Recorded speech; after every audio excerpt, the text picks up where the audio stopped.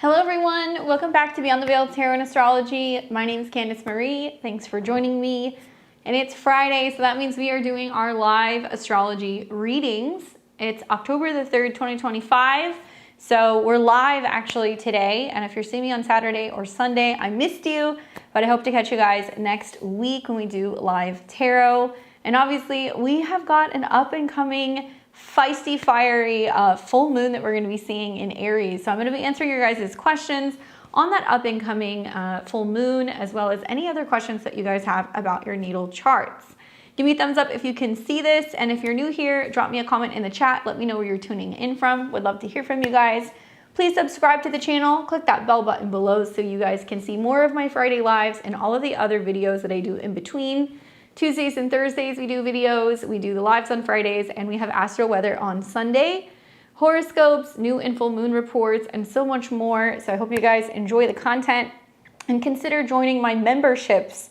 Those of you guys who don't know, we have memberships on my channel. There's 4 different levels that you can kind of get in on. And if you join any of the levels, you're actually going to get early access to some of my videos as a member, and you guys support me as a full-time content creator. We've got a simple kind of subscription to memberships for level 1, where you're gonna get obviously access to that and you support my work. Level 2, you guys are actually going to get your shout outs from me, and you'll get that because it's the very first Friday live this month in October. Level 3, you're a part of my horoscopes club, so you guys can get daily horoscopes for the 12 signs. And level 4 is gonna get you in VIP, and you get a reading from me once a month on one of my Friday lives and everything else that I have mentioned. So guys, we've seen so much growth in the memberships. Big thank you so much for supporting my work. I appreciate it. And if you want to see more about me and my work, if you want to book a reading with me, or maybe you'd like to learn astrology, check out my courses, click the links below, and head over to beyondtheveiltarot.com. All right, so we've got a list of people who are here. I just want to say hi to everybody in the chat really quick. Chocolate Cherry's here. What's up? Hey, Coco. Hey, Denise, Taylor, Sharon's here. Carly, I got you. What's up, Deanna? Yeah, those eclipses have been something else. So has Mars and Scorpio. What's up, Yumi, Carol, Aquamini, Deanna, and Denise is back. Hello, happy Friday. If this is the first time that you guys are getting a reading, this is how it works. You scan the QR code right here, and that's going to take you over to my PayPal. We're doing readings by donation, so it's $55 US. You can ask any one question. You can ask about specific transits, natal aspects, or if you want to know what this full moon in Aries is bringing you in this next week. We're also doing synastry readings as well, so if you guys have an interest in that.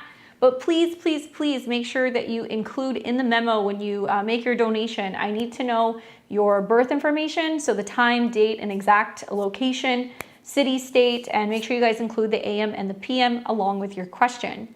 Now we do take the level 4 members first. So I've got a couple of them here, Chocolate Cherry, Coco, and Sharon Grant. But if there's any other of my level 4 people who want to cash in on your reading this month, don't hesitate to let me know. I'll get you guys in the queue. But we've also got Hassini, Imani, Maritza, Jennifer Nevitz got a couple of questions. Carly got in as well. So you guys will hear me take the level 4 people first, and then I will switch over to whoever's in the queue. I'll call your name when your reading is coming up. And if you guys can't stay for your reading, no worries. This is actually recorded live. We leave it on the channel. You can come back and you can watch the rest of your reading at a later date. And leave me comments too and let me know how the reading kind of plays out for you. I'm seeing people that'll kind of come back and leave comments weeks and months later. So it's good to hear from you guys. All right, so with that being said, let's go ahead and just say a big thank you to all of the level 2, 3, and 4 people. So at the beginning of the month, I do my shout outs and I just kind of go off my laundry list of people who have joined memberships. We have seen increasing growth basically every week. So if you guys want to get some of those benefits and perks, definitely consider joining.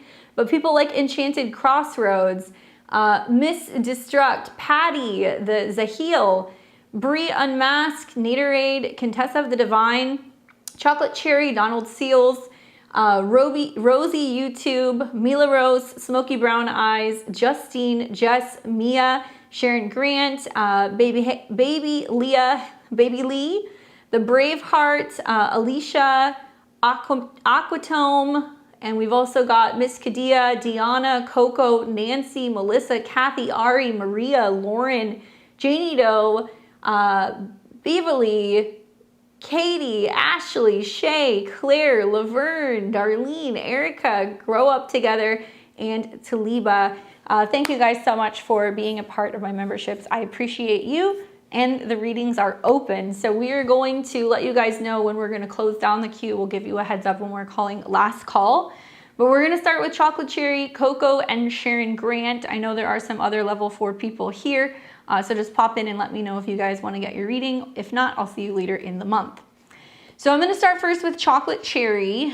She is back and she's got some questions about her boyfriend who was born on October 18th, 1971 at 12:52 p.m. And that was in Germany.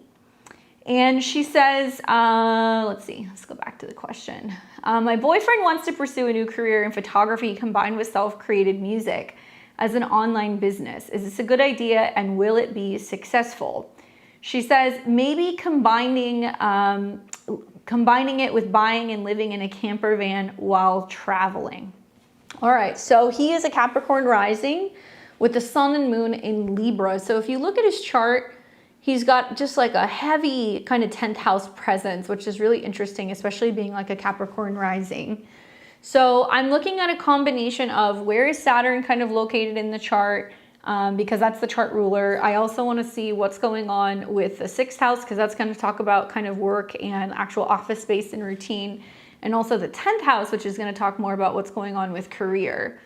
It's pretty safe to say in recent years, after coming off of 2 years of like South Node eclipses in Libra, there's been like a huge clearing out and kind of shift revolving around what's been going on with work, or maybe there's been a sense of things that have been kind of like getting untangled or unraveled professionally as the North Node eclipses have been prioritizing, well, traveling, figuring out where you're living, being in like a new space and place, and having a little bit more, I think, adventure when it comes to your home. So one thing that I kind of noticed is that the 10th house is ruled by Venus. And what's been happening throughout this last year, actually 2 years, is Saturn has been trining Venus. So there's been some incentive to try to like travel, relocate, move, and then also start a business or a company. And also we have seen that there has been continuation of like eclipses that have almost more or less kind of finally completed. This full moon that we're going to have in Aries is actually, now we need to see something really strong. Have a new moon very close to his birthday. So that new moon is definitely good for planting seeds when it comes to new work opportunities. So let me show you that. And that's going to be taking place around the 21st of October, where there is a new moon at 28 degrees, very close to Mercury, very close to the sun. So that would be a good time to plant seeds, especially with like Venus being at the top part of the chart. So it's saying he's incentivized to kind of get rolling and like see something new happen where he can make money. The challenge is that, you know, when I look at his chart natally, he has some issues revolving around finding stability either at work or with a schedule. And that's because Saturn is his chart ruler, it's retrograde, and it is a part of his whole sign 6. So this means that there can be some challenges in figuring out a consistent workflow, having an office, having a routine. And also like Gemini can represent like training or structure or anything regarding education. Although it does trine a lot of stuff in his 10th house, I think the opposition to Jupiter kind of talks about like there is this constant fluctuation and this back and forth either with interest or potentially with his health or his like lifestyle. So kind of finding like consistency and stability is not easy. I would advise you if he wants to start something new to start with the new moon. That's going to be in Libra right around his birthday because you are going to see Venus trining Saturn. So if he can commit to having an office space on wheels, Gemini, it'll be a 6-month process of trying to figure out how to make it work. Simultaneously, Venus is also going to be trining Pluto in Aquarius, so it's going to be giving him the opportunity to really kind of dig deep and find a way to, in a futuristic way, start focusing on his like financial goals. And I think that it would be a combination of like media and stuff online. Also, Venus is art, so that would definitely be a good time to get it rolling. But the success is ultimately going to be determined more or less based off of when he actually initiates and starts the business. So there's some really good astrology, you know, right around his birthday and kind of even lingering into early November that is going to provide a lot of structure. with Saturn being in his third house whole sign. So that's going to be more creating media and a website, trining Jupiter in the seventh, figuring out who his audience is going to be and maybe working with a partner, and also trining things that are going through Scorpio. So he's going to have an opportunity to reevaluate his goals and figure out his audience and like what people actually want to buy. In the long term, I kind of zoom out a little bit and I think about him being in Pluto trine Pluto. So if he's kind of willing to transform his career, he can transform his finances. And Uranus going into the sixth house is going to create an air trine with that as well. So he's got a really great setup to basically make some big changes in his career. Likely he'll have to wait over the next 6 months to see how this kind of plays out, depending on, you know, the intentions that he sets around the full moon, around the new moon. And usually when I see somebody who works in like cinematography, photography, art, they need to have some really strong aspects either involving Venus or Neptune. And the problem is that he's got Saturn in opposition to Neptune. So I would look at that as, does he not have traditional training? Does he not have like an official kind of background or an education in photography? That might be a little tricky. Trying to kind of figure out how to rig something that could be mobile, or like having internet access, or being able to have like a workspace or like an actual bay where he can be editing, and also like having the space to kind of keep all of the materials that he needs for work. I think that's going to be one of the bigger challenges. But certainly I think anybody who's got Jupiter conjunct Neptune is going to be whimsical, very creative. They can be very spiritual, and they have the knack for visualizations and like being able to see things. I could see over the next few years with Uranus going into Gemini, where he's willing to kind of have a more kind of free and kind of rebellious or independent schedule or job. As it's opposing Jupiter and Neptune, it means that he's going to start treating this as like his creative hobby, but it could actually turn into like a full-time gig. So you'll see this will kind of play out over a couple of years, and Uranus is also going to continue to be trining not only Pluto, but his natal Uranus over the next few years. Really the key here is to focus more on, I think, Saturn over the next 6 months, because that's his chart ruler, and Saturn is kind of making an opposition to Pluto, so it's saying like he can't really have the full launch of the career until he figures out the home and the living situation first. So if you guys are already planning on having like a lifestyle where you can be independent or you can kind of be nomadic and you guys can kind of like travel, do that regardless. Don't make it be, okay, we're only doing it because of the job. Focus more on getting the home base structured first.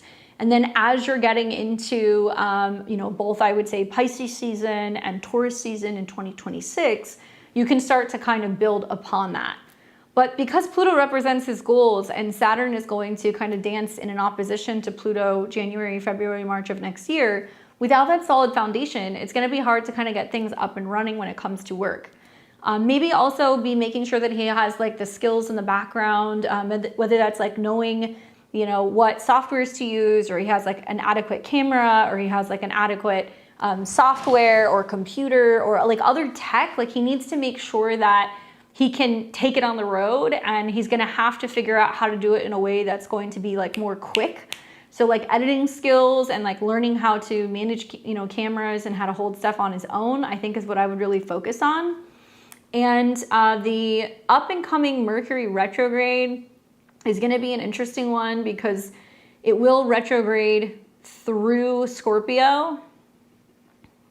And before it does, it's going to come into conjunction with Neptune and Jupiter. So this means that he's going to be really reevaluating what his goals are when it comes to, you know, some of these creative projects and like trying to kind of build a base or an audience of people who can kind of watch what he's doing. So I wonder, is there like a way for you guys to be able to start a business, maybe document and create like blogs or vlogs or like a channel where you're talking about the fact that you travel around and that you guys are kind of, like I said, nomadic. And be trying to find an audience that's into that. And then you can kind of build off of that, and you could start going, all right, well, now we can travel wherever we want to do, wherever we want to go, and document our travels. Simultaneously be looking to, you know, maybe make some kind of like monetization channel or something where you can get paid. And then also let people know that you're available for hire. That's something that I would recommend doing. And when Mercury retrogrades back over his Jupiter, it looks like he's going to have some bright ideas in mid-November about how he can actually start the process and get everything he needs in order to do that. So don't be making any big purchases like RVs or cameras or anything during the retrograde in November, but this is the time to get inspired. And then when Mercury retrogrades back into Scorpio, it's going to meet with Venus, and that's going to be at the end of November. And that might mean that he's more clear of his goals, or like you guys feel like you have an audience that would be willing to kind of pay for your services or for what you guys are creating. Also, really good time for networking, and this could be in person or online, and that's going to trine Saturn and Neptune in the third, so it's going to help him find ways to be able to make money. So you guys are going to have to network with other independent creators, or maybe you're going to have to be kind of putting your services online, trying to see if there's anybody who would be interested in kind of picking up what you're putting out there. And then the Mercury retrograde will conclude. Saturn will come out of the opposition with Pluto basically by the end of February, beginning of next year. And if you guys are situated on the home front come the spring, and you have everything that you need for liftoff, then pretty much April on, you could see that this could be something that's pretty sustainable, especially when Uranus and Mars starts trining your 10th house. But I think that this is possibly going to be about integrating more like softwares, AI, editing, things that are going to be more kind of futuristic and kind of different in that regard, because Pluto in Aquarius wants you guys to make money in like an unusual or an independent way. And then you're going to have to kind of go from there. But nothing is negatively aspecting Venus, so it does mean that a kind of career or like a new job move can definitely grow. You're just going to have to get the home stuff situated between now and April 1st. Okay. So hopefully that's helpful. Chocolate Cherry, let me know what you guys end up doing. What's up, Naderade? I'll put you on my list, and I will take you next. We're going to do Coco, Sharon, and then Nate. You'll be after that. Okay.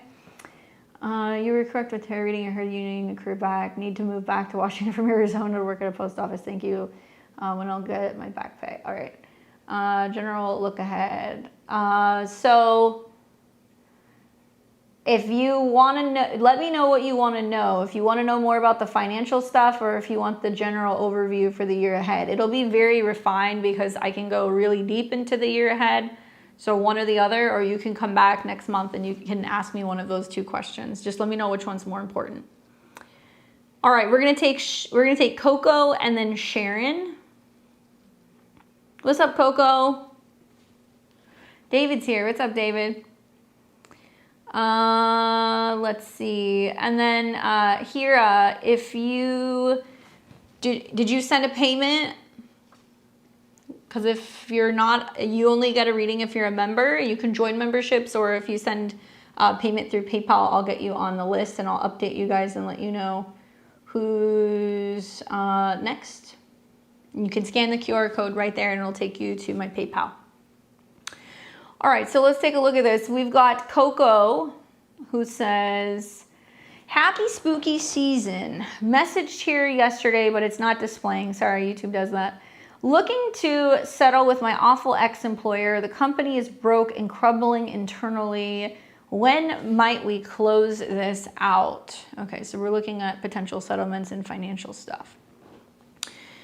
Well, good news is that the full moon is kind of implying this is more or less the focus. It's not technically in your Placidus second house, so you might see some stuff that's getting kicked up now. You might see more that's going to be coming from the full moon that's going to be in Taurus, especially when that full moon comes through your Placidus second house. It's going to be about some conclusions regarding money, ruled by Venus, and Venus is going to be hanging out in your whole sign 8th, which could be a good indication that there's possibly some kind of closure that's coming. And then also knowing that you're going to experience that Mercury retrograde in November, so you're going back and forth, kind of trying to wrap something up in terms of diplomacy or an agreement, obviously connected to Virgo, with people who you've worked with. And it looks like the Mercury-Mars conjunction is going to be right on top of your Mars. So I know I'm throwing a lot at you, but I think you're going to see more closer to the next full moon, personally. What you want to watch for, Coco, is that the Mercury-Mars conjunction is going to be happening right on top of your natal Mars. So sometime around, let's say, the 18th of October through the 24th, that's when Mercury and Mars, so the people you've worked with and then also the money you're owed, is going to come into conjunction with Mars. And unfortunately, this is happening in the 8th house. So it does kind of talk about being in a situation where you're going back and forth over a crisis, Scorpio, in regards to other people's money. You know, they're kind of crumbling financial situation. And 18 deals with like where there's been wrongdoing or where there's potentially going to be, you know, some challenges, or there's going to be some like delays because of the incoming retrograde. Now, the positive is that even in spite of the fact that like Mercury and Mars does bring up a lot of tension, it's on top of your natal Mars and Pluto, so I think you can manage it. And it's actually trining Saturn and Neptune. So it means that you're not willing to back down and you're like looking at the situation from a serious perspective. Some of my Pisces risings with this Mercury retrograde coming back into Scorpio, it's going to be about a reevaluation or a closure of a potential legal situation. So if you're already working with a lawyer, it can actually be a really good time to kind of go back and be like, okay, let's settle something out. Especially because it's also going to trine Jupiter. So it does make me feel like it could bring you some good tidings. But you may wait until Mercury finally retrogrades, comes back to this conjunction with the Sun, and it meets with Venus, which is closer to the end of November. So I'm kind of thinking like there's going to be a delay for the next month or two. Ultimately, Mars is the ruler of your 8th house of other people's money, and the fact that, you know, Mercury and Mars are going to be conjunct as they retrograde for Pisces rising in the whole sign 10th. It's like trying to negotiate something with an employer and trying to kind of get it closed out. And when that happens, it's opposing Uranus in your 2nd house. So I think that they're maybe saying to you, there's not really a lot we can do. We're going through financial stuff, and like they're kind of dragging it out, making you think like you're not going to get anything. And you could basically go back and forth with the lawyer and be like, here's the deal. Like, you know, if you guys want to go to court, we can go to court. Or you can just choose or opt to figure it out, you know, pay the settlement. Otherwise, this is going to get drug out and it's going to cost you more in the long term. Unless it's a situation where they try to like claim or file for, you know, bankruptcy. And that's hard to say without looking at the company's chart. But I do feel like the retrograde is pretty positive with the trines, especially to Saturn in your ascendant, of not willing to back down, and also Jupiter, which is your chart ruler. So I do think it'll work out in your favor. Being a Sagittarius too, the Mercury retrograde is going to be a little difficult because it's going to be about how you're reacting to people who are constantly flipping and kind of going back and forth. So look for more opportunities to kind of close this out in November, and be very aware that they're going to say one thing and then they're going to do something else. And unless they're in a situation, like I said, where like they really don't have the funds, even then you may have the opportunity during the retrograde to say to your lawyer, look, I still want to go to court and see what happens, because they could still be held accountable or, you know, be kind of going through the process of trying to settle this out before they have the opportunity to claim bankruptcy, if that's something that they're going to do. Venus overall rules your money. So we're also watching what happens with Venus, and you'll have one other transit where Venus and Mars are going to conjunct right on top of your Venus in January of next year, right around mid-January. That could be another potential payout period, especially since it's kind of tying together your 8th and also your 2nd, and it's going to trine. So even if you guys have a little bit of back and forth, you might be able to come to an agreement and close this out right around the beginning of the year. It's kind of the feeling that I'm getting. Right? Thankfully, Saturn and Neptune are also leaving, they're leaving Aries. So a lot of Pisces risings are going to have a lot easier kind of opportunities to be able to bring money in, or money that's owed as well. And obviously this is the eclipse. You had the eclipse that was kind of, you know, in your 7th house opposing Saturn and Neptune. So they're trying to make you kind of give up, right? Anyway, I hope that that's helpful for you, Coco. Definitely circle back and let me know what happens with that. But I think that you'll have some interesting correspondence with them in November, where they're going to realize it makes sense just to settle it rather than to let it drag out. All right, we've got Sharon. What's up, Sharon? Let's see, where is she? Pull her up. What's up, Aries Mike, Aries Sun, Mars, and the full moon. Yeah, this is going to be a spicy one. You're welcome. All right, Miss Sharon Grant, October 28th, 77. Let's see what she says. use my monthly reading. It seems all my questions this year are career related. 2 opportunities at work. One is a risk, but exciting and new, and the other is stay the course. What insights do the stars offer? Well, let's take a look.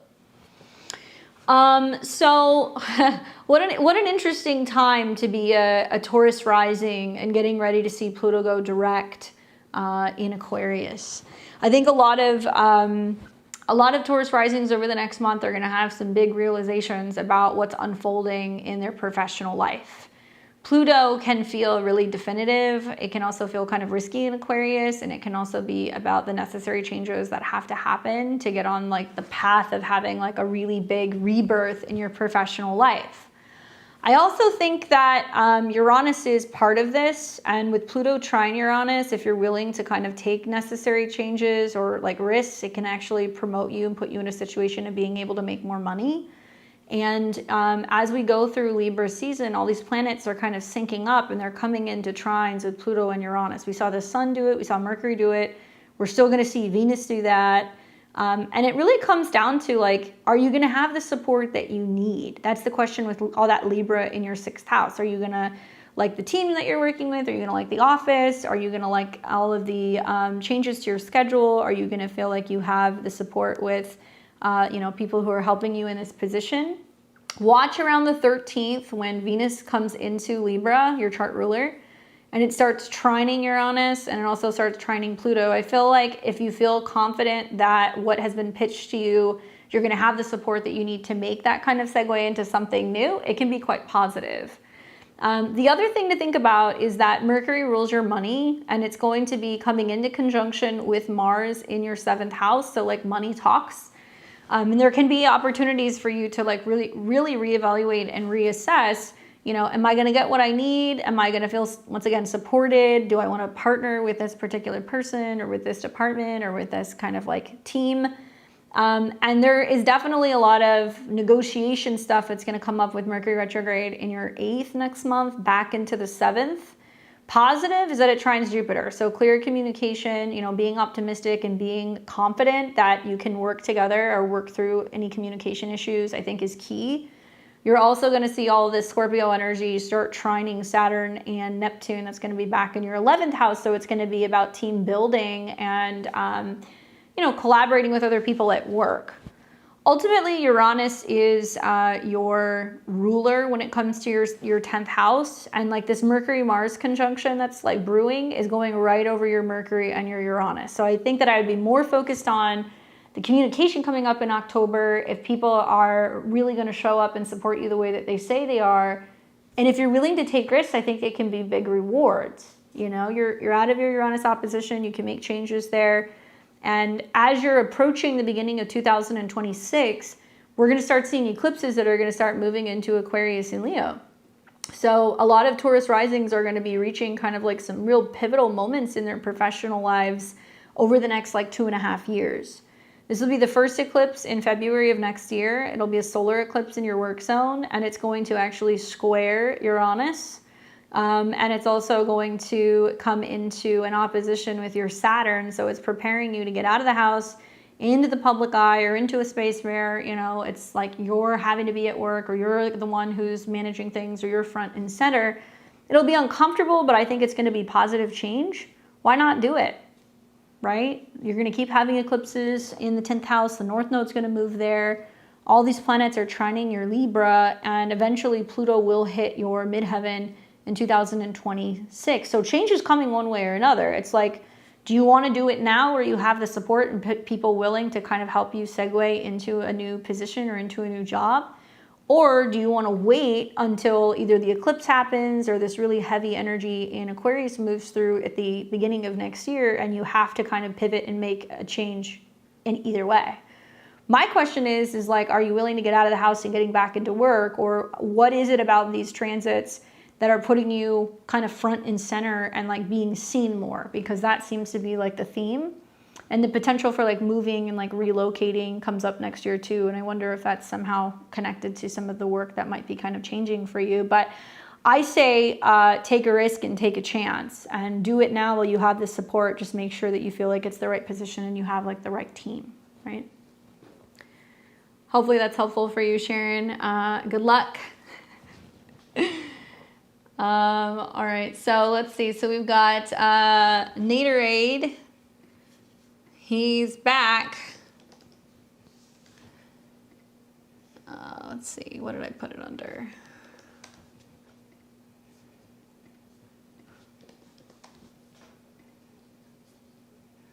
Do I have you in here?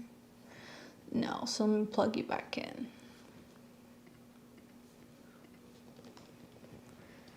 All right, let's see. Is it okay if I call you Nate? Let's get your info up here. January 30th, 76. And that was at 11:55 p.m. in Tacoma.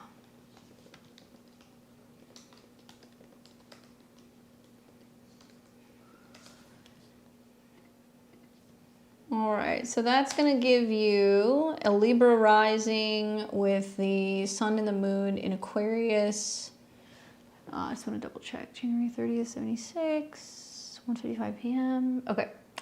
So he says, you are correct with the tarot reading. I heard from the union getting my career back. Need to move back to Washington from Arizona to work at a post office. Thank you. Would like to know when I'll get my year back pay. And then you said you wanted to know more about the year ahead. Oh, okay. Sorry. I'll change your name. Nate. Natorad. All right, so in a nutshell, I'll just tell you in regards to like the financial stuff, because money that's owed to you is Venus, and you're going to see in November that the Mercury retrograde will meet with Venus right around the third week or so of November is when you're going to want to be looking to see whether or not you're getting your money back. Because there's going to be trines to not only your natal Saturn, but also Jupiter in your 10th house, and also the North Node in Saturn that's in your whole sign 6, I would say it's pretty positive. So I'm not really concerned about that. As a Libra rising, the thing that I always look at is Venus, like what's going on with Venus. A lot of Libras and Libra risings are going to be grappling with themes revolving around moves. And a lot of that is because there's going to be a super conjunction between Mars and Venus and the Sun in Capricorn, which is going to be right at the end of December, beginning of January. The Mercury retrograde, starts for you actually in the 3rd house. So it's about moving, getting situated, getting the job back, and then also, getting finances kind of stabilized. So I think you're in that basically in October and November.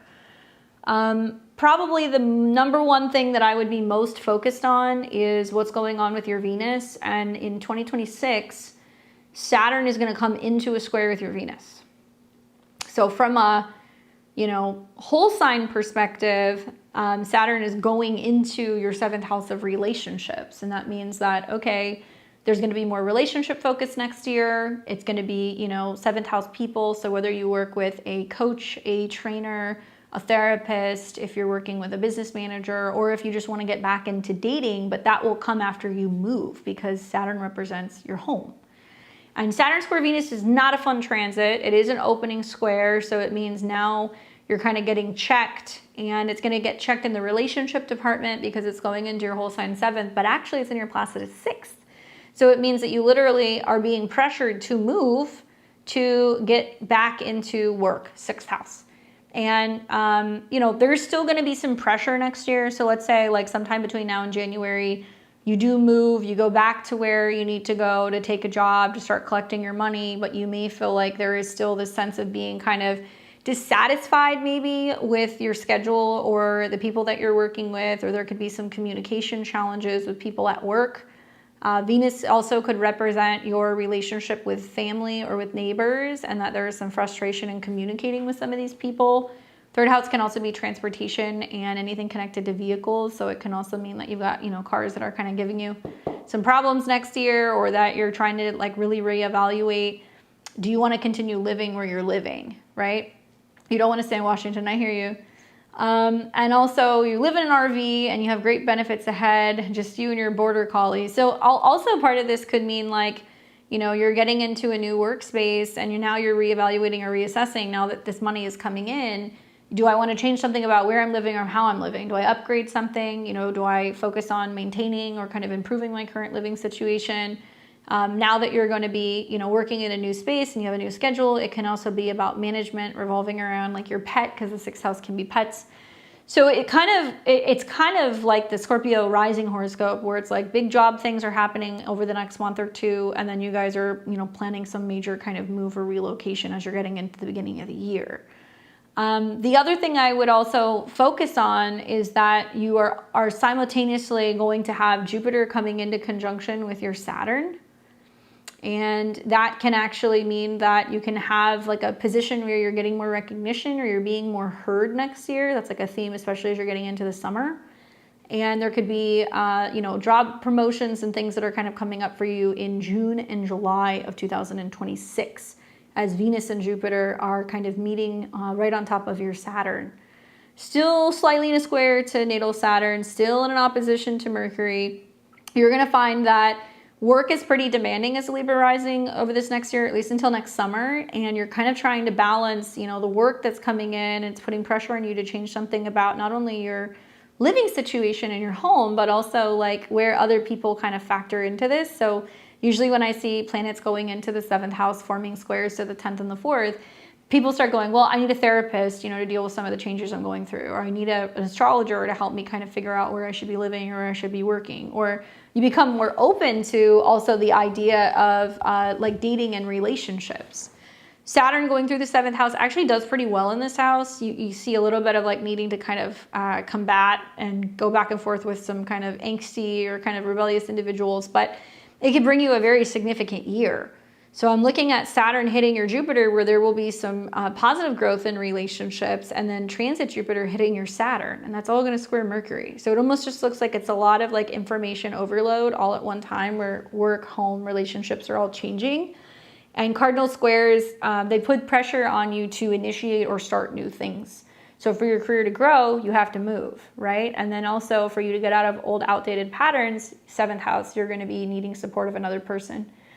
So yeah, getting readings, checking in, following astrologers, seeing what they have to say, like that stuff will also be beneficial for you throughout this next year.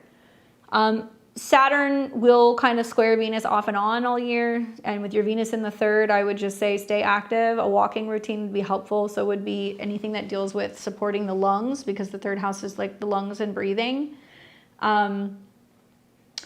And you're also going to see Chiron come into your 7th house to stay. So sometimes, you know, you start meeting healers, or, you know, you start kind of healing old relationship wounds, or people show up that can kind of help heal the issues that you have revolving around relationships.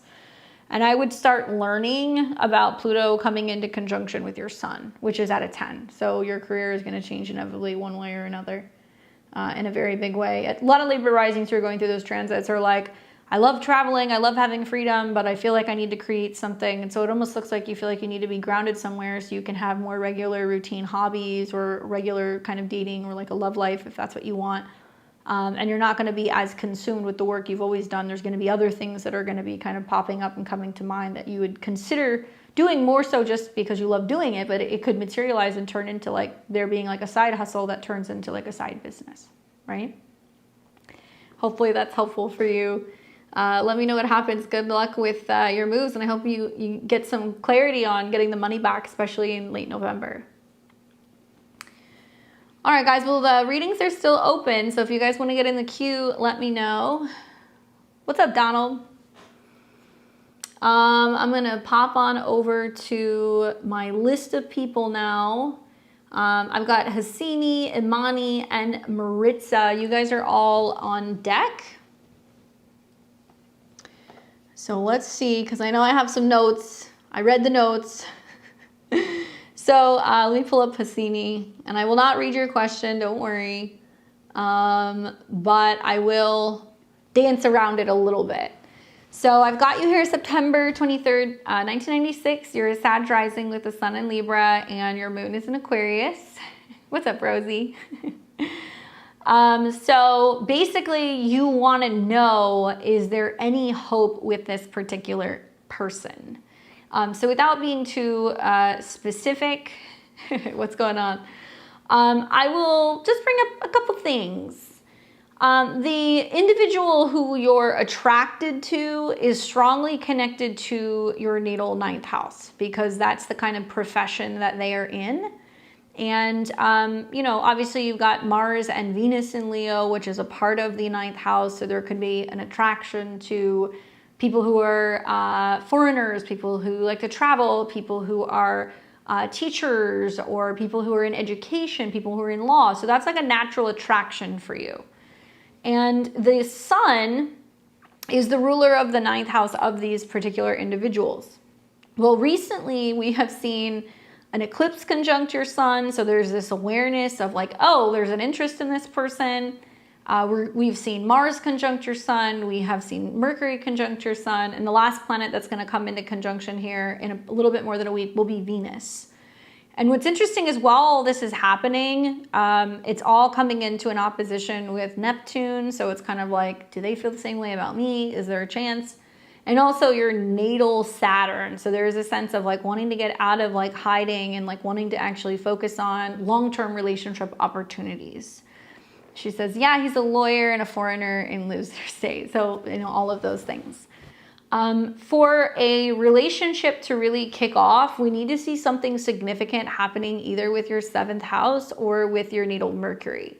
And so something that I think about is in recent months, we have seen the South Node hitting your Mercury, which could represent that there's like a really strong kind of gravitational pull where they feel very familiar or it's karmic.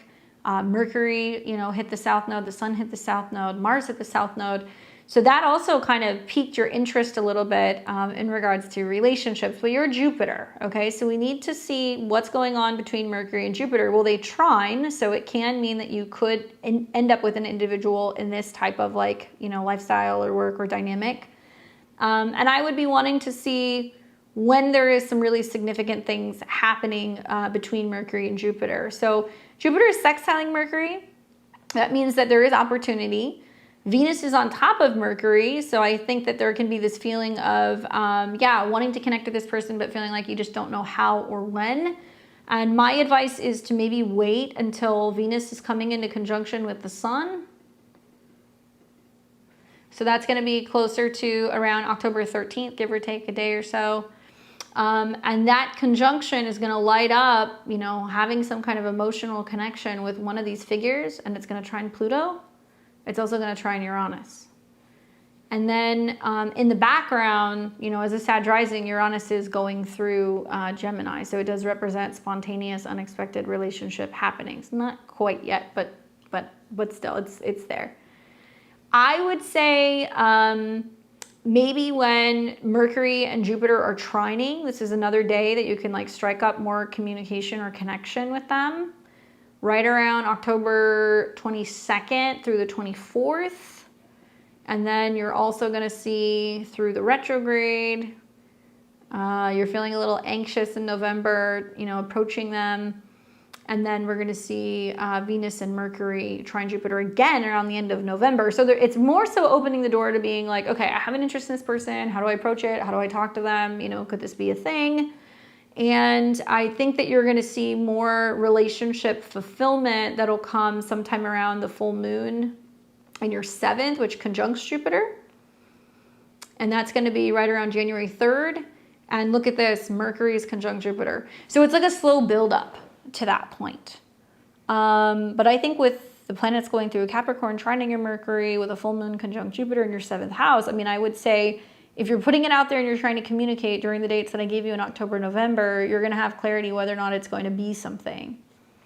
Should I tell him now or after? I would wait until after in November. That's just my mind, in my mind. And if it lines up with the dates that I gave you, great. If not, you can do it sometime right at the beginning of January. And also, like, if you ultimately end up getting like his birthday or something like that, you can come back and we can look at his chart with yours. But you know, I think that a lot of Sag risings are going to have a lot of really exciting things happen in relationships with Uranus and their opposite sign. You know, it's opposing your Pluto, so the timing seems to be important, or you're using astrology to see if it would be good to kind of approach someone.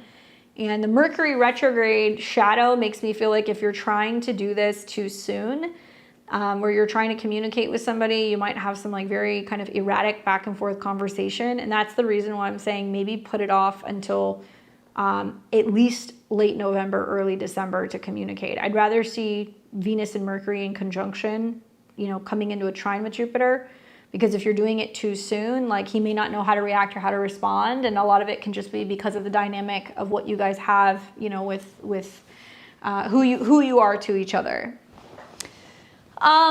Because Mercury trines Jupiter, usually you have pretty good like receptivity in relationships. It's hard to say without knowing the other person's astrology, but I will say with Jupiter in your 7th, it's expanding relationships. Jupiter sextiling Mercury, they're receptive to it. Even Venus and planets recently coming into conjunction with Mercury. Mercury is retrograded at 19. So the likelihood is, because they are overthinking things, or because they are somebody who is a superior, or somebody who is trying to maintain a certain professional relationship, they're not going to say something, right? They're not going to say anything, and that's the retrograde. So you have to wait until you're seeing some of the trines or the sextiles to play out for there to be better relationship harmony and them to be receptive of it, which I think you might see, especially in late November, early December, because of the trines between all of the Jupiter and Mercury stuff going on in your chart. Certainly, you know, Uranus is retrograde, so it's kind of like anything goes with relationship dynamics right now. And like all Sag and Sag risings are going to go through a pretty crazy time with the Mercury retrograde. So you'd have to be really careful about what you're saying and what you're putting out there during that time, because you may not have good communication. That's why I'm saying just wait. And it might drive you crazy because you're like, should I do it? Should I not? But like, you're going to have to sit on that during the Mercury retrograde and wait until the end of November to pull the trigger and maybe kind of approach him. But I think he would be receptive. Yeah. Especially with the South Node now leaving a conjunction to Mercury. He may be more open and more willing to kind of communicate in that way. And it may be different also if you guys aren't going to be like around each other in a professional setting. Hopefully that's helpful for you. What's up, Contessa? All right. Who do we have next? We've got Imani, Maritza, and then Jennifer. What's up, Imani? September 16th, 93, Scorpio rising, Sun in Virgo, Moon in Libra. What does she have to say? You're welcome. All right. So she says, I took your advice last reading and started working on my book. Cool. What is a good time to publish my book, and will I be successful publishing it, or will it only be received badly? It's a poetry book about shame and other personal trauma. It's nearly finished. I'm just missing illustrations and editing. Also, I'm part of your Sunday crew. Well, thanks for watching and supporting my show. I love this for you. I love that you're a Scorpio rising and that Jupiter is going to be going into your 9th house, which is a really great transit for publishing. It'll be there off and on all year. So there's no like real rush. I also think that, you know, it's not technically in your 9th house yet. You're going to see in November that there are some really good opportunities with Jupiter, which represents anything that's been kind of revolving around the past or your emotions or things that are kind of creative, that's private. Jupiter is going to trine Saturn, so it's going to help you provide structure and kind of complete something and make it whole. It's also going to be coming into a trine with Neptune in the next 2 months as well, so you can be feeling like it's very therapeutic and healing and like divine timing. The fact that Mercury and Mars are going to go through your sign and they're going to trine makes me feel like the next like month or two is really about finishing up the illustrations, doing the editing, getting everything ready. I could definitely recommend publishing dates in the fall, but I also feel like you may potentially want to consider closer to the beginning of the year, when you're going to have like a full moon that's going to be in Cancer, which is going to be very fortuitous for publishing. You're also still going to have eclipses that are going to be tied, you know, to Pisces, and Jupiter is still going to go into your 9th house next year. So like there's a multitude of different timelines. If this were me, and I'll go in chronological order, I would use the next 2 months to tie up all the loose ends. And I love that Saturn and Neptune are going into Pisces and you're like, oh, I need the illustration, because that's what that's about. It's the more design kind of creative aspect of it. So you're going to see some really great opportunities when Mercury and Mars come together, where you're going to have like an epiphany, or there's going to be a breakthrough on a project. And that's going to be pretty much like October 18th until Mercury and Mars leave the conjunction with Pluto, so until the 27th. While all that's happening, it's trining Jupiter, so it's about your stamina, your dedication, your passion regarding words and what you're saying, what actions you're taking, and you're like, wow, it's coming together, it's real. And maybe you're going through the process of talking to publishers, you're getting the independent publishing ready. Maybe you are going back and forth with printers, or you're talking to people who are doing the illustrations. Like, there's a lot of stuff to still do with these transits until the beginning of November. Now, I would also like to see Saturn and Neptune direct, and I need to see some good transits going on with your moon. So Pluto's trining your moon in your 3rd house all year, so that checks out. You have the option of either doing this when Mercury is direct and it's conjunct Venus.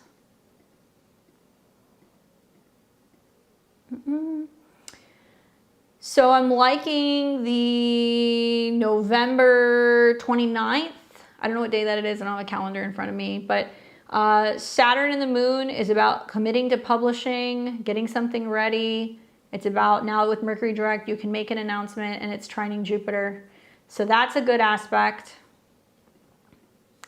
You can, and that'll be earlier in the day, by the way, because you want that moon in Scorpio, and you want that moon in Pisces. And if not then you're going to have to wait a little bit. And I would say let's wait until planets are getting into Aquarius and trining your moon, but Jupiter's going to be retrograde. So you're going to have, after this eclipse, full moon in Leo, Sun conjunct Venus, Mercury, that's going to square Pluto. I don't like that. So now we're going into Pisces season. And we're looking at Mercury trining Jupiter and the moon around the end of February of 2026. Would starting pre-orders November actually publish next year be better? Yeah, you can do that for sure. You could totally do that. You could take pre-orders, or you could start doing the media or the campaigning or whatever around that. Mercury will retrograde in March, so that's about further refining the project. And then Jupiter's direct. So I want to see Jupiter and Mars trining. So this is good right around the end of March, around the 26th. It is a Sun-Saturn conjunction, but I think that's fine. I mean, you're staying committed to what you're doing, and it's creating a full moon to your moon. And then you're also going to have Jupiter go into Cancer fully in your 9th. And it looks like Jupiter and Venus are going to be meeting. So that's going to be around early June of 2026 before Mercury goes retrograde. And then Mercury will go retrograde. So if you don't have it out by June, you're refining something, or you're using those dates to publish something new. And then Jupiter and the Sun are going to come into conjunction. So, as a Scorpio rising, that's still a really good time, right? Like Sun, Jupiter coming into a trine with Saturn, coming into a trine with your North Node. You've got stuff at the end of July. And then there will be an eclipse that is going to be in Leo, which is a solar eclipse. Where is it? Which a lot of Scorpio risings are going to debut something. And this is also good because the Sun's in its home sign. It's really close to your Venus. Jupiter, Mercury, and the Moon are there. You have so many windows. Like, I would almost say if you decide that you can start taking pre-orders in November, maybe you want to launch this at the beginning of the year, still use some of the transits that I gave you for the dates in the spring going into the summer. And like, this might be a time where you're like, now I got, some kind of recognition. Now I'm working on a new project. And the trine to Saturn means you could do more creative projects, and the trine to the North Node is good for money. If you are successful with being able to get the pre-orders in, you could opt to launch this around the full moon that's going to be in Cancer. That's going to be January 3rd, 2026. It is in your whole sign 9th. The moon's in its domicile. It's applying to a conjunction with Jupiter. It's going to light up your money house, and it's also slightly trining Saturn. So if you're like, I don't want to wait till the summer, you're going to want to do it closer to around that particular full moon. Okay. Very exciting. I'm glad that you're doing that, because you have a lot of really great transits like over the next month to like really refine it and get everything done. And like aesthetically, I like some of the Saturn, Neptune, trines to Jupiter, because I feel like it could flow very kind of like beautifully. Hopefully that's helpful for you. Good luck with publishing your book. A lot of Scorpio risings are getting ready to do that. I think you'll do more next summer. I think you will do more. All right, so we've got Maritza, Jennifer, Carly. You guys are all on deck. What's up, Maritza? April 6th, I want to know what's ahead for me. Let's take a look. So you're saying, okay, so this is a different, is this a different Maritza? Now I'm like double checking this. I'm like, wait. 82584. Okay, different Maritza.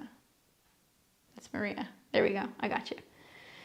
All right, so Aries rising, 29 degrees, sun in Virgo, moon in Leo, and she wants to know what's coming. Well, how have you been doing with like the Mars stuff? You know, like the Mars stuff, because that's your ruler. And Mars has just recently come out of a square with Pluto, so there's been some kind of like power struggles or power dynamics that have been playing out. If you're through that, great.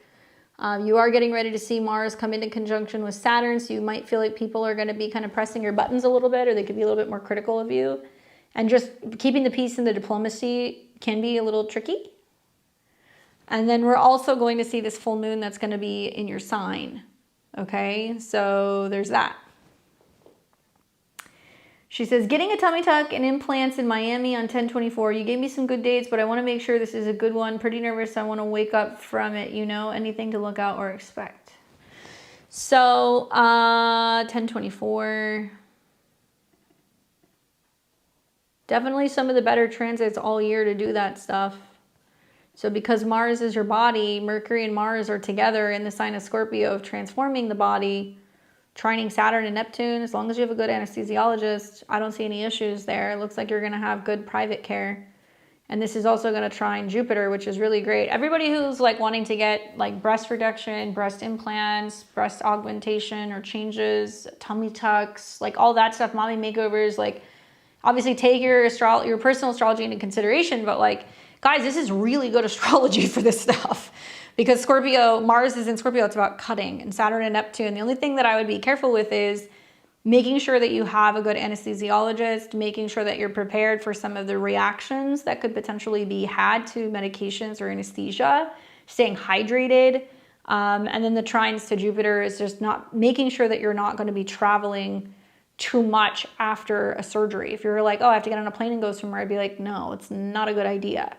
Especially knowing that Mercury is going to go from Sagittarius back into Scorpio. You know, you're going to have to go through the process of like letting things heal.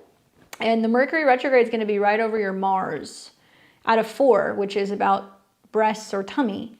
And if we look at that retrograde isn't going to start for a little while after your surgery. So you're not like in the area that I would be worried about. The only thing I would watch for is your Mars return. So this is like November 10th through, I would say, the 14th. This is all ruled by Jupiter, and it's, you know, obviously not making an aspect to Jupiter. It's making an aspect to Uranus. So this is going to be about, you know, your body healing and like the changes that it's going through, and maybe waiting for swelling to subside, or maybe waiting for like fluids to kind of subside. That's the one thing I would watch with Saturn, Neptune, and Pisces is fluids. I've seen a lot of people who have had surgeries, or they've had swelling, or they've had like fluid retention, and like it's just taken longer for their bodies to kind of respond positively to surgery. But these are some of the best dates that you're going to see all year. I would want to see Mars in a trine to Saturn personally. I would also want to see stuff going through Scorpio, and it's obvious that, yeah, you know, in November you're still healing, but probably by the time Mercury goes direct and it comes into conjunction with Venus, you know, you're following up with your doctor, or you're asking other people, what do you think? How does it look? And like by the end of November, I think you're feeling really good about the outcome of this. The fact that it's squaring your moon might mean that emotionally you're like a little concerned or tense about that situation, but I would be fine. I'd be more focused on positive Mars transits. There's always going to be something happening.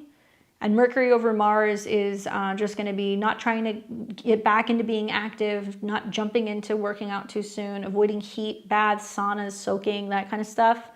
And any like crazy travel. Like that's the kind of stuff that you want to watch out for. But I don't have any I personally don't have any concerns looking at your transits. I think it's going to be fine. South Node's going through your 6th, so I would assume you're taking time off from work to be able to kind of deal with this, so there's no pressure to have to kind of return back to somewhere. And then the South Node will hit your Mercury, and it will square your natal Mars and Uranus. So you have to watch out for infection, right? That can happen. You have to be concerned with like nerve-related issues, but I think it's just nerves going into surgery. Sagittarius is going to be more dealing with your hips and your thighs and like your upper legs or your butt. So if you were like, oh, I want to get a Brazilian butt lift, I'd be like, probably not, you know? Or if you were telling me that, you know, you wanted to go and get lipo, you know, on your hips or your thighs, I'd be like, probably not a good idea.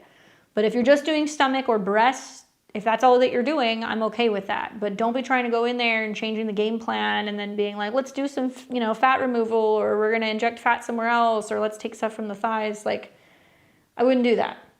So you just want to confirm with me that that's the only area that you're going to be working on, because I really want to reiterate, like, this is very specific to certain parts of your body.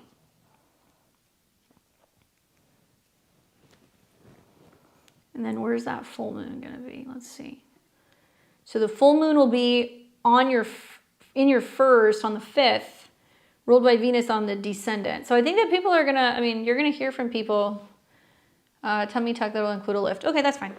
That's not an issue. Tummies and boobies, that's fine. Nothing else. Don't be doing anything else. Don't be moving any fat around. And you'll probably start getting more recognition from people, and people will be like, oh yeah, you look great. Like by the end of November, you'll be seeing that by the end of November when the retrograde's going kind of back into your 7th house. Okay, no, that's fine. As long as it's not anything with your butt or your thighs, that's all I care about. And just make sure that you know, okay, you know, are we working with a competent anesthesiologist? Ask all the questions about the reaction that you might have to anesthesia. You know, unfortunately, Scorpio rules the bowels. So when you have Mercury retrogrades in the 8th house, having medication and stuff in your system, you could have all kinds of digestional issues. There could be some issues like being able to actually go to the bathroom. You could be having some digestional problems as a result of stuff that's in your system. Like I would be coming out of that and wanting to kind of flush my system out, stay hydrated, but also some of the medications I think might have some implications of going to the bathroom, just to be honest with you. But that's really the only thing that I would watch for. Hopefully that's helpful. Good luck with your surgery. All right, we've got Jennifer and we've got Carly. Let's see here. And then we have also got Adriana. And the queue is still open, guys. So if you want to get in there, let me know. Otherwise, I will... Jennifer, are you here? I'm like watching all these things coming through my PayPal. Are these intentional? Because I'm like, are you booking sessions? Hold on, I got to look at this because it's coming through the same thing. So I've got questions from Jennifer. I've got a question from Carly. And then I've got Adriana. Okay, so that's who we're going to go with. All right, so let's start with Jennifer. Let's pull her up. She's got some questions. And we have 2 questions with Jennifer. One that's more you, one that's another person. So I'm going to be doing yours first. That's March 13th, 1962 in Bedford, Indiana. Also, Jennifer, as usual, thank you for your generosity. It does not go unnoticed. She says, heavy edema ankles in the last 60 days. Question from health and this moon. What could be going on? Jennifer, there's a lot going on. There is an eclipse that you just had right on your ascendant.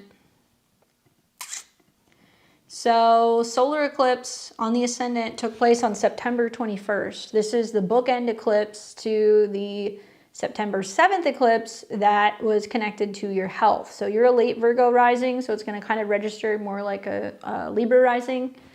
But the full moon lunar eclipse on the 7th was in your 6th. So it means that health habits and anything revolving around being able to work, feeling capable, or noticing that something is off health-wise was kind of indicated. It could have come a little bit sooner, it could have come a little bit later, but if you've been dealing with this for 2 months, I think it was a combination of the build-up to this particular eclipse, where it was bringing something to your awareness of like what's not working and like a health issue. And Pisces can be dealing with specifically more the feet, but like anything swelling kind of connected to the feet. And obviously it was in Pisces and you're Pisces. So then it was also on top of your sun, which is your whole sign 12th house ruler, which puts you down or away or behind the scenes or isolated and in bed. Okay, so fluid issues are going on. I'm not a doctor, full disclosure, the same way that I'm not a economist or I'm not a financial advisor, but I look at this and I'm like, you need to see a foot reflexologist. You need to be working with somebody who can do lymphatic drainage. You need to be really paying attention because the fluid issues, if it's happening under a solar eclipse, it's basically saying this could be something you're dealing with for the better part of the next 6 to like 18 months, right? And so that was bringing this to your awareness. Saturn and Neptune are retrograding back into your 6th house where there's fluid issues and you're like, oh my God. And I think a lot of it's emotional overwhelm that can be coming up in regards to either relationships or your work routine because it's in your 6th. And the South Node Mercury, Sun stuff that was happening around that time was the sense of being like, oh my God, like what's going on with my body, or something is like breaking down, or like feeling kind of freaked out because you're like, how am I going to like move around? Neptune's getting really close to your Venus too. So there can be some connection here also to concerns over like relationship security. It also makes me wonder if there's some stuff going on that you're eating that's creating some like water retention or some issues in that department. While it's doing that, Saturn and Neptune is also squaring your moon. See, a lot of this is emotional. Now, you have a lot of Aquarius in your chart, Saturn, South Node, Jupiter, Mercury, and Aquarius is connecting to your whole sign 6th house of health. And that's the ankles, okay? The ankles, like the calves, that's Aquarius. So also thinking about how, you know, you're getting ready here in the next year to start having eclipses in Aquarius, like, wow, Pluto is going to come into conjunction with Saturn. Part of me feels inclined to tell you this is something that needs to be dealt with, and you need to see somebody that specializes in working with the calves and the ankles and the legs and the feet, and whether it's Eastern modalities like acupuncture or lymphatic massage or, you know, some kind of healer, or if you're going and you're working with a doctor, you need to see somebody, because when the eclipses start happening in Aquarius next February, it's going to start activating the fact that you do have some kind of karma connected to that part of your legs. Go and also look up what is the emotional energetic connection to ankles, okay? I don't know off the top of my head, but I would say that that's something you want to find out. I can see, and this is more intuitive, but I'm like, the combination between the whole sign and the Placidus tells me there's a lot of concerns about a relationship or about a person, and kind of feeling like you're going to lose someone, or something is going to be taken from you, or that you're not going to feel grounded without them, or if something happens to them, and like this is now impacting, like this is impacting your health. The second eclipse that we had was the solar eclipse, which was right on your ascendant. I'm not laughing at you. I'm laughing because your ascendant is 2 degrees away from mine, or about 3. I'm a 0 degree Libra rising. And I was looking at that eclipse and I was like super paranoid, walking everywhere, because I'm like, I'm going to roll my ankle. I'm going to like, you know, sprain my ankle. I'm going to trip over something. And I've been like super paranoid about it because I knew, looking at some of the aspects, what was going to happen. Anyway, for this solar eclipse, it was on your ascendant. So, you know, when we see solar eclipses on an angle, particularly the ascendant, there is some action that's kind of connected to the body. And 29 degrees means crisis. It's like we got to act now. And Mercury is there. So it's trying to get you to pay attention to your breathing. It's also trying to get you to pay attention to your mind and what you're thinking about as a Virgo rising. Mercury is trining Saturn. And it's also coming into a trine with Uranus, which means there should have been something that kind of opened up where you're like, I have to go and learn more about this. What's the astrology? Uranus connected to this. How is this going to impact me being able to work or travel if I need to? And maybe prompting you looking into alternative health techniques or practitioners. Energy healers could be very much Uranus and Gemini. Frequency sound healing. Obviously, sound can break up a lot of stuff, especially if you've got like swelling and inflammation or something kind of going on with like water retention. Water therapy might be something else. And until we see something positive happening with your natal Mercury, we're not going to see much stuff change. Uranus is coming back into a square with Mercury. Like, I'm wondering, like, do you travel a lot? Are you on airplanes a lot? Or is this kind of like health crisis just sparking you wanting to learn more about your health? Jupiter is swelling. Mercury is going to be stuff connecting to the nerves And while Jupiter and Uranus are squaring this, I'd say be very careful with places with like sudden alterations in elevation. So if you're like going up and down in a hill, right? Like, or in the mountains, like not a good idea.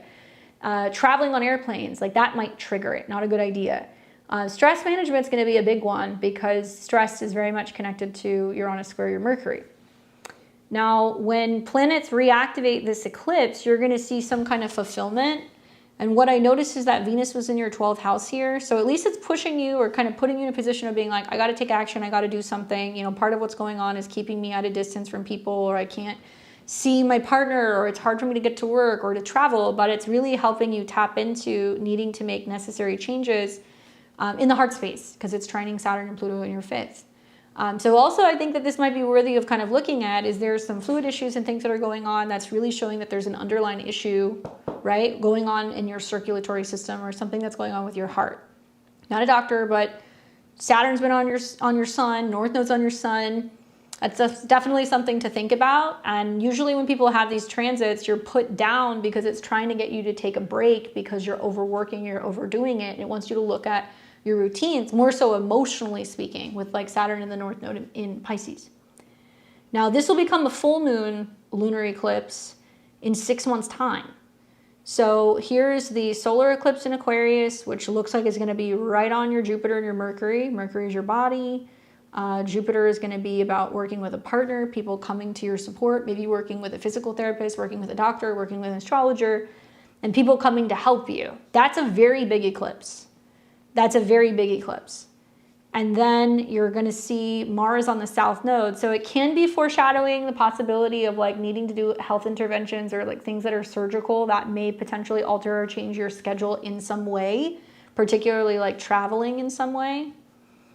And then the closing eclipse, which is kind of completing the solar eclipse that we just had earlier in September, will be on March the 3rd, 2026. And so this is basically now you're going to have the culmination period. Well, South Node moon, down resting and healing again. And then on top of that, it's ruled by Mercury. And this is at a 12. So it can be about a healing center. It can be about incorporating meditation to kind of calm yourself down or hypnosis. And Mercury is retrograde right over your sun. Girl, this is not something that you just want to be like, oh, I'm having some swelling for 2 months. What's going on? No, because if you don't do something about this, if you don't get a diagnosis or if you don't get on top of it, February and March looks like it could be quite serious. And I'm not saying that to scare you. I'm just letting you know, like really go and talk to somebody and make sure that you can kind of really figure out what's going on, what's happening. Because I do think that there is something going on circulatory. And I also feel like there is something going on with the Mercury retrograde over your sun that's saying you're either working too much, you're worrying too much, or you're too hyper focused on work that, you know, it's going to, the lessons in regards to your health are going to keep coming. Even your Mars return on this eclipse and the North Node, like meditation will become your best friend. It'll help you navigate some of the emotions that are coming up that I think is making you feel like you're like stuck, you know, or you're not able to kind of like move. Very, very important. All right, let me look at something else. And then the other thing is your natal Mercury. So, you know, that eclipse is conjunct your Mercury. Mars is going to be conjunct your Mercury. Come March, April of next year, Uranus is no longer squaring your Mercury. So I think that health can improve. But the next thing that you're dealing with is you have Pluto coming into conjunction with Saturn. Your relationship to your health and your habits and your daily routine. And a lot of it can be mental because Pluto is mental. It's how you think and how you communicate. Perhaps a new walking or stretching or physical like rehabilitation process may begin here. That might be something that's definitely happening. So just something to kind of think in mind or keep in mind. And then it looks like you also had a question about Neptune transiting your descendant. Oh, now I'm looking, I'm realizing that was for RCH. That was him, right? Yeah, that was him. Okay, because I'm like, wait, what? March 13th. All right, so that applies to whoever's born on March 13th. Okay, and then for also March 13th, 62 in Bedford, so it's the same chart. Oh no, it wasn't. Okay. So that's interesting that all of that is coming through your chart. I'm like reading through all of the things that you sent, sorry. So the first one you sent was RCH, September 5th, 1946. Heavy ankles the last 60 days, question from health and what's going on. So putting like the completion to what I just got done telling you. A lot of what I told you applies to your chart, but also a lot of what is going on is the sixth house, which represents hidden illnesses and ailments that partners are going through. So it's kind of like flip-flopped. And then Neptune on your descendant has been there for a while. So this makes me feel like it's possible that now that Saturn and Neptune are retrograding back onto that, like Saturn is there right now, so it's at 27 pretty much from now until end of January. Saturn and Neptune are going to be on your descendant. I haven't heard a lot of astrologers talk about this, but like the seventh house cusp, it can represent the ends of certain like relationships. Like this represents the ascendant for other people. So you can see other people's body declining, old age is coming in, they're having issues with, in this case, their feet, their ankles, dementia, and like memory related issues, but also they could become very spiritual. They could be really focused on art. They could be very focused on anything that's kind of like connecting to photography. They could become very religious, very spiritual, right? So that's like another way of looking at it. But I don't think there's anything unusual about the Saturn and the Neptune transit.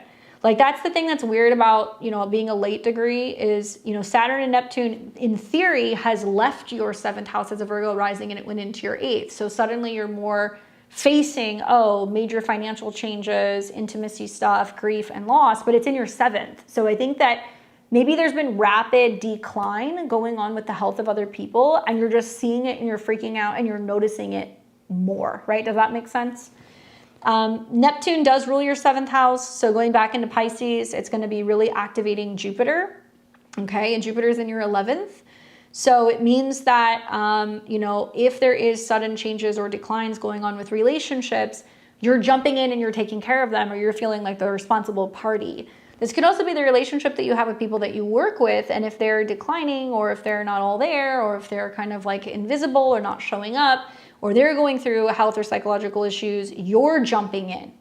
It's really tricky because I feel like for me personally, like the Saturn Neptune stuff in Pisces, I didn't see until it went into Aries. And then when it went into Aries, I was like, holy shit, these problems have been here all along. Now I'm just now seeing it, right? And so there is more in your face, oh my God, this is a problem, got to deal with something now type of energy when it's in Aries. So for the next couple months, you know, it's going back into Pisces, and it's going to be feeding off of, well, now I have a lot more work and responsibility, or now I'm having to support somebody more, that type of stuff. Neptune also deals with feet, right? Pisces. It's also very much tied to like medication, drugs, dementia, sleep. And Saturn can mean that there's like a sense of having to kind of face like a heartbreaking situation with another person. And like, there's a sense of you being like, okay, am I going to lose them? Like what's going to happen? And I'm going to double down on that because Saturn and Neptune are conjunct. And also Pluto is coming into conjunct with Saturn. Like this chart reads as if when a relationship changes, if a partner gets sick, if a business partner has a lot of, you know, challenges being able to step up to the plate, it's going to be very emotional for you, and you're going to have to help make that segue, and you're going to take on a lot of responsibility in the process. And like there's going to be a part of you that's just like, I don't want to do work without this person. That's how I read it. But maybe, you know what, maybe the stuff that I told you you needed to hear, looking at that from the perspective of your chart, because it does mirror what they're going through, even not looking at our CH's chart, looking at your chart, it's saying that's what's going to happen.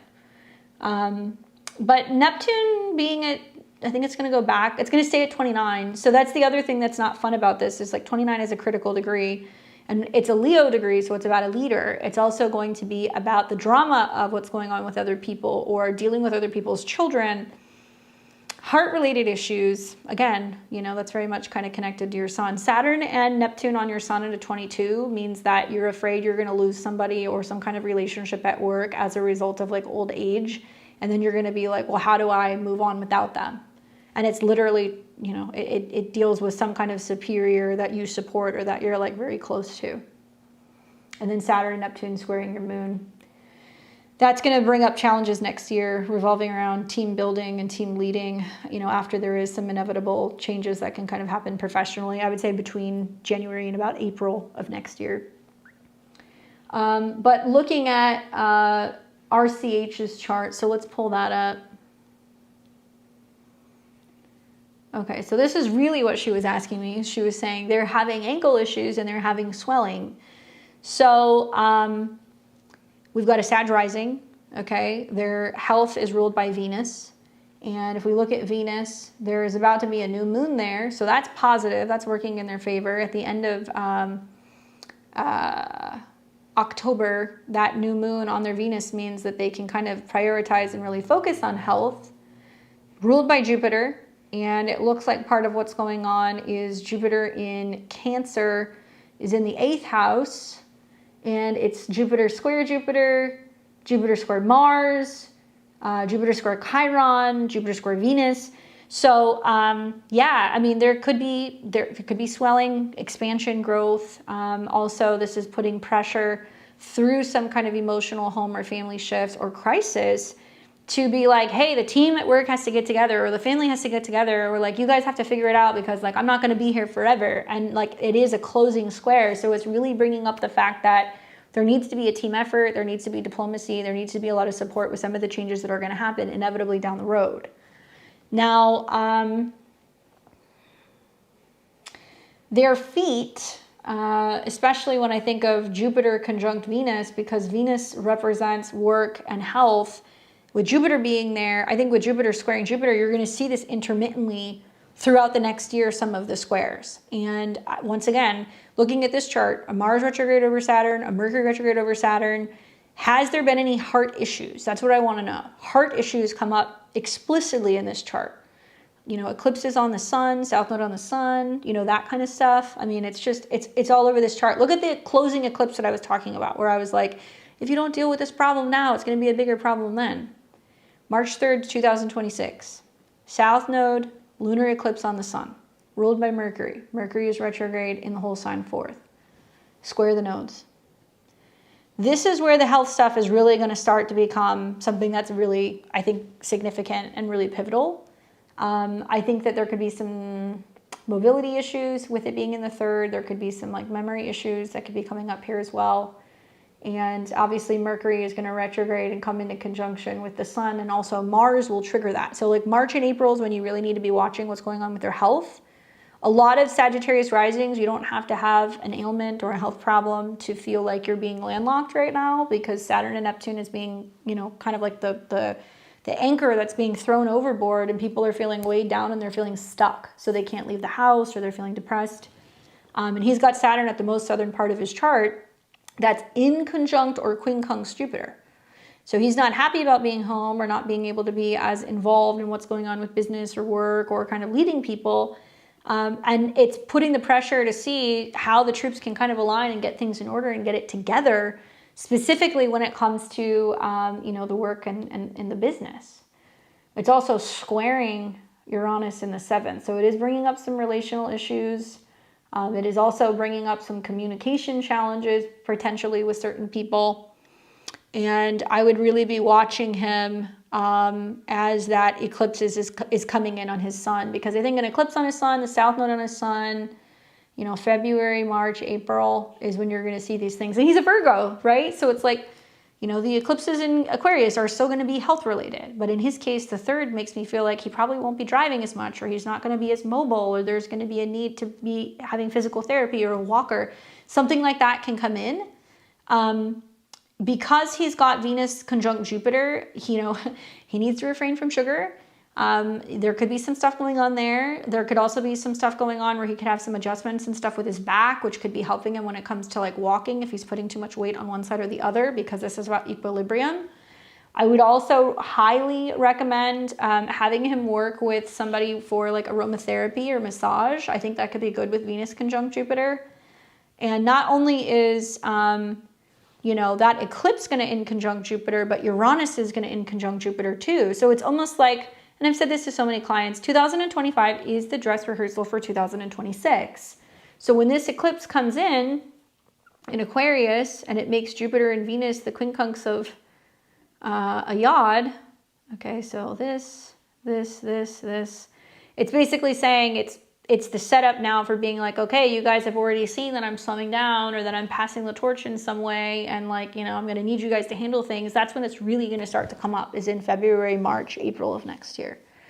As much as I hate to say that, there's just too many aspects going on with Jupiter, whether it's, you know, in conjuncts, quincunx. At least the eclipse will trine it, but Uranus is going to in conjunct it. So he's going to start communicating and telling people what he needs them to do, I think, more clearly. Keep him moving too. Don't let him slow down. I feel like this is a time where it's like, even if he needs some support when it comes to mobility, or he needs a walker, if he does need to do some physical therapy, it can help. But, you know, this is going to be more connected to like the circulation and his legs, because that's Aquarius in the third. With Uranus squaring it, dietary changes, working with herbalism, working also with aromatherapy and massage can help, right? But it can only do so much. Anyway, that was like a long-winded way of kind of being like, well, I can see his stuff through your chart, and I also see it through his. You want to be watching Jupiter for him, and obviously next year, you know, Jupiter is going to go into Leo, but it's still going to be in his 8th house. So like when Jupiter starts coming into conjunction with Saturn, and then it starts opposing Pluto, that's going to be another time that you're going to want to watch too, July and August of next year, in terms of health related things, surgical things, you know, stuff like that. But hopefully that's helpful. If not, send me an email. I know sometimes I hear back from you after the lives. I'm more than happy to give you like more confirmation, and I'm just trying to figure out what's going on with all of your bookings. I want to make sure it's not an error. So if there's an error, like, let me know. All right. Readings are now closed. So thank you guys for your patience. I appreciate it. Let's see. So we've got, who else is next here?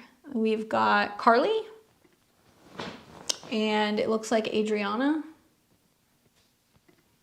Am I missing anyone?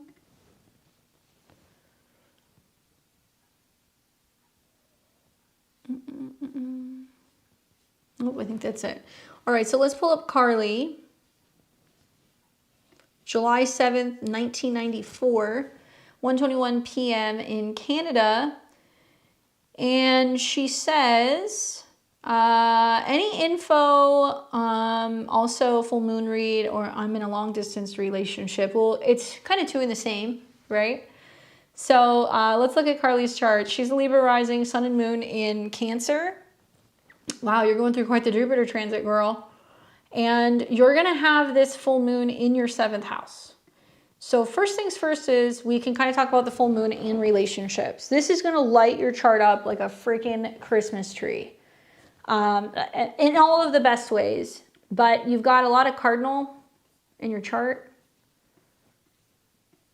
And when you have a full moon, it brings something, you know, to a completion or conclusion. There is some kind of awareness. Think about what you've been going through since March of this year. You know, back in March, I think it was March, we had a solar eclipse at the end of the month that was in Aries. It was around 9 degrees, and it was very close to your descendant, which means it was kind of planting seeds regarding relationships. And there's been eclipses that have been going on in Libra and Aries for the last 2 years. So that was kind of setting the stage for ultimately what would happen in 2025 when Saturn goes into your 7th house, where relationships get more serious and you're dealing with where you're living versus where they're living, right? It's your 4th house ruler. Saturn and Neptune squared your moon. So there's a lot of where is this relationship going and like what's the future of my life? And then you have this closing eclipse. So, you know, I look at this and I'm like, well, when you have a full moon in the 7th house, there is usually some kind of like big turning point in a relationship. It doesn't always have to be bad. Sometimes I look at, you know, full moon here and it can be having a heart-to-heart conversation, getting more clarity, and like really kind of seeing, are we on the right path? Are we actually moving forward together? As a Libra rising, Aries in your 7th house means you want to see partners jump into action. So when you have a full moon here, it means that it could just be emotions, things that are going on, changes that are going on with your partner, that kind of stuff, but how it's correlating and relating to you. The sun is in your 1st. So the sun deals with your goals. So it's like what I want, what I'm doing in comparison to what my partner wants, or this relationship at a distance could actually be the opposition. Now, Mars is the ruler. So something to think about is that Mars is in Scorpio in the 2nd house. So there's going to be a lot of back and forth over values, money, possessions. You know, somebody may gift you something under this full moon. They might be approaching you about wanting to have a more serious conversation about commitment, you know, talking about financial security, talking about physical security. And this is a time where there can be some tiffs that can happen in relationships over money, but there can also be a strong feeling of like feeling wanted or needed or chosen in a relationship. So you're going to want to be seeing if somebody is taking the necessary action to make you feel valued. This is happening in the background while, you know, Saturn is conjunct the North Node right now. So that means that you're getting more serious about relationship commitments and matters of the heart. Transiting Uranus is conjunct your Mars, so it's a lot of spontaneous traveling back and forth to see a partner or a partner to see you, or maybe discussions revolving around moving. And Saturn and Neptune are squaring your moon. So it's like, you know, there's a bunch of stuff kind of going on all at one time. I think that if you guys are on the same page with what you want in the relationships, you can start the process of having conversations pretty much now through the next 2 months about, are we going to keep traveling back and forth? Is somebody going to eventually move? You know, what does the future look like? And there may have to be some job or some scheduling changes that can come up. But the real test is actually going to be next year when Saturn and Neptune go into Aries. So kind of like February, March, April, you know, all these planets are going to go into the 7th house. And a lot of Libra risings are either going to find that they're in a relationship where they, you know, want to settle down, or they want to move, or they're talking about moving in with somebody, or somebody's moving to be with them. And then it's going to get really colorful because Saturn will start squaring your sun. So it's going to be putting the pressure on you to actually work with a partner or a relationship to achieve some of the things that you want to achieve. I mean, Cancer could be your career, but it could also be home and family dynamics. And then you'll start seeing it come into a square with Neptune and Uranus. So it'll be like 2026, 2027 of like really teamwork is like the dream work. I love Jupiter going through your sun in your 10th house the whole time. You might find somebody who's really enthusiastic about the idea of getting married or having a family, or, you know, talking about kind of building a business together, or kind of like doing life together, right? Those are the things that really, I think, come up the most for you. The full moon is just kind of bringing, you know, okay, for us to actually come together, we need to get serious about what we're building and what we're kind of investing our time or our resources into, to have that opportunity to be better prepared for some of the bigger things that are going to come next year. Certainly not a lot of stability in relationships when Uranus is on your Mars. So you might be feeling like you're reluctant to settle down, or maybe they're reluctant to move, or there's some financial things that need to change first. So like that's kind of hovering around there until about June of next year. But once Saturn is fully in your 7th house and Uranus is off of your Mars, it's going to be like on like Donkey Kong. And I think relationships are actually going to get quite serious for you next summer. So, you know, if you end up having or getting their birth information, come back around. But I would say that you want to go back and you want to think about what was going on with the solar eclipse that took place around the end of March of 2025. It was right here in your 7th house. And you've been in the midst of your Saturn return. You had a Mercury retrograde, a Venus retrograde there. You know, did you get out of a relationship? Was that a time where you were tested in an existing relationship? Is that right around the time or shortly after? Did he come in? Because now it's kind of showing you what relationships are made of. And this is a time where you're looking for more support and reassurance from your partners, and how you guys can be more, I think, thinking long-term about some of your goals financially, and also feeling chosen. I think that's like a big lesson in this. Hopefully that's helpful for you. All right, we've got Adriana. She is my last one. So let me pull you up here and see if I've got you. 529. I'll add you in there.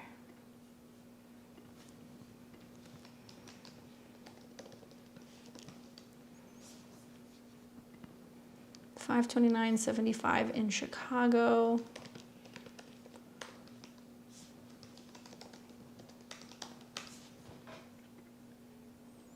$5:30 p.m.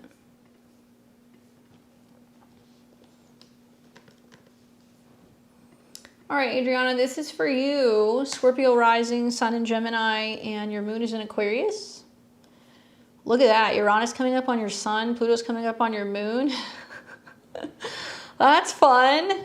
All at the same time.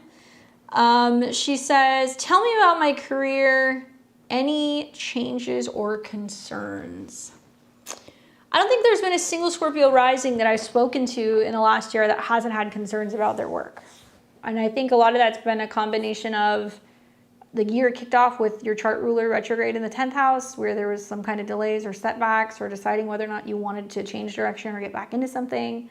The last 2 months, there's been a Mercury retrograde that's been kind of going on there, which also made the same aspects to Pluto, which has not been fun. And I think there's been a lot of resistance in making changes, being front and center, having growth, or having some power struggles, or family stuff that's going on, or home stuff that's going on that's making you feel like there is some reluctance to change, or whether or not you should move to change your job. I need to see something really strong happening with the sun for there to be some kind of change in your professional life.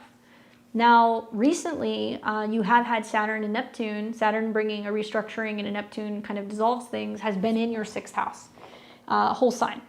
So the last couple of months has been a lot of like, well, do I want to start something new? Do I not? Am I not getting along with the people I'm working with? And also it's about your health and your habits, but trying to become more self-sufficient, and honestly just feeling like work is never ending and that you're taking a lot on. And that is kind of, cooling off for a minute. But in 2026, you're going to see Saturn and Neptune conjunct your Mars, which means that you're going to have to work really hard, but also it's about kind of finding balance between work and your private life. And that'll be really strong from about like February until about May. And then you're also going to see in kind of like July, August, eclipses are going to start in your 10th house, which is going to kind of, definitively make some big changes in your career, which can actually be positive. It can mean that work is coming, with much more ease, and with Jupiter being there, it could bring you more money, or there could be higher salaries or changes going on with bosses or superiors, and you could move into a position where you're overseeing things, but you're making more. And then also you're going to see, some of those trines to your north node. So I know I'm throwing a lot at you, but it's like, I'm not seeing any change right now. I think that if nothing has changed, it's been more you kind of looking at things going like, where am I not satisfied? And, where do I want to start looking around? Granted, there will be a full moon that's going to be coming up in Aries, but that doesn't necessarily mean that there was going to be a job change. Now, it'll be technically in your Placidus 5th. So this is more about like romance and relationships.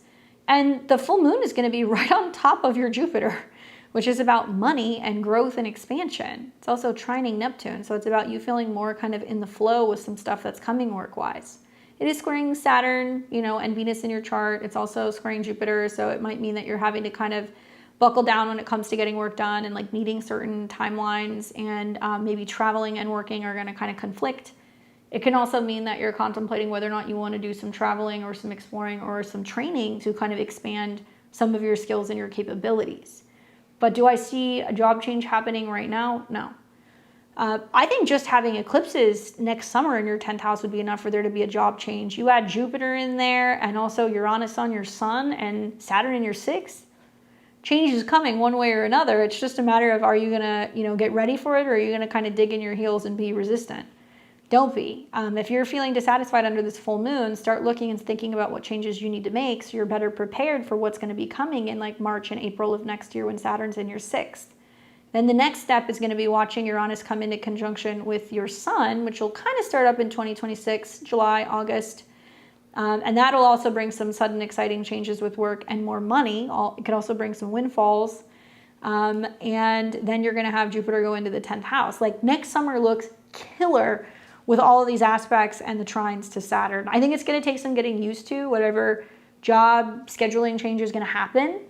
I'm also watching Pluto come up on your moon, which means that likely there's going to be some pretty dramatic changes going on with your home or your living situation, or you may consider relocating, or there's a family change. But it looks like some of the things that are happening are kind of softening some of the heavier effects of Pluto conjunct your moon. God, Uranus on your sun, Pluto on your moon, and they're trining each other.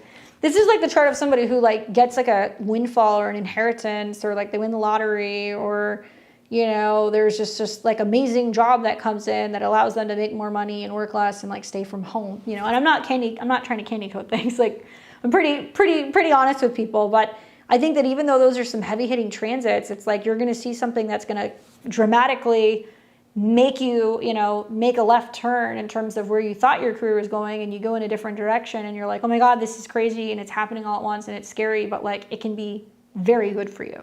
Consistency and committing to routine, I think, is going to be the challenge with, having having Saturn be in your sixth house. And it's just like work, work, work, and more work. But go and learn about Saturn in your sixth house. Go and learn about Uranus conjunct your sun. Go and learn about Jupiter transiting your 10th. All of those things are what tell me that there is going to be some pretty significant work changes. And I feel like, I don't know your relationship situation, but your sun's at a 7. So like if your company gets bought out or something and then suddenly, you know, like they're offering you a severance package or whatever, that could be that. It could be that a partner or relationship comes in that dramatically has a shift in their financial situation, which could positively impact you and then give you the time to figure out what you want to do, right? That's the other interpretation that I would have. But do I see anything negative in regards to work? No. Hopefully that's helpful for you. And I hope that full moon is beautiful on your Jupiter. That's very, very exciting. I think that's pretty much everything. So if I missed you, if there's any level 4 people here, speak now or forever hold your peace. And then Jennifer, I'm going to send you an email. I appreciate that. You didn't have to do that. I misread the whole situation, but it was coming through your chart. I'm going to go and look at what you booked. But if you have any specific questions, just send me an email and I'll be happy to follow up and confirm anything in regards to some of the health stuff if you have questions, okay?